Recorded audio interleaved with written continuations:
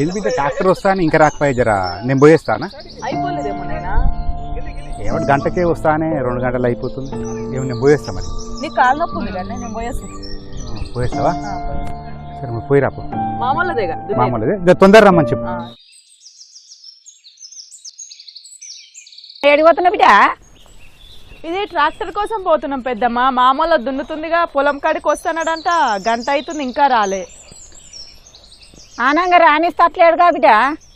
ఎవరే? మీ మామ. ఎందుకు? ఆ తవ్వలేదా అని మరగొట్టిండు. ఎవరికి చెప్పిండు?